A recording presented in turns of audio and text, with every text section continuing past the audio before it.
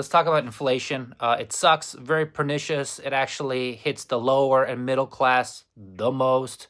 It doesn't really hit rich people that much because, well, even if the rich people's groceries go up a lot, they don't spend that much money on milk, eggs, and what have you, on basic staples. And most of their assets are in companies, stocks, real estate, which generally a good inflation hedge. They go up with inflation. So you're always asking the middle class to pay for it. There's basically two ways. You can just tax the middle class directly, like Europe does. Europe has a much bigger government, as far not much bigger, but it has a little bit bigger government with more regular, benefits or what have you. But United States tax code is actually more progressive. The European middle class pays a lot more taxes. Well, I mean, and that's kind of like the honest way to do it. America is doing it a little trickier, meaning they are just the American middle class is paying for all the government spending, even though it doesn't get as many benefits and services.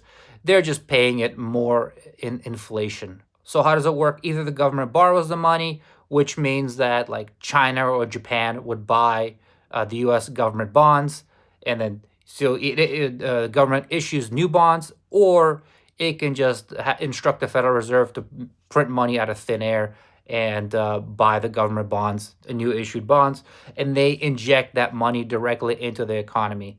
And that's what's causing there's more, even if they put more money into the economy or have more dollar bills, that does not change the physical structure of the economy. Meaning, there aren't that many more. There aren't more engineers. Isn't more gold. There isn't more real estate. Just changing the accounting terms.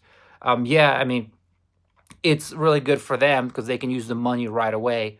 But then that filters throughout the economy and just prices are just going up. If people have a limited amount of money, then they can spend, if they spend more money on gas, they have less money to spend on entertainment or education or whatever. So it always kind of balances out. Inflation, the real true inflation of all the prices going up across the board in all sectors, that's just from the government printing press.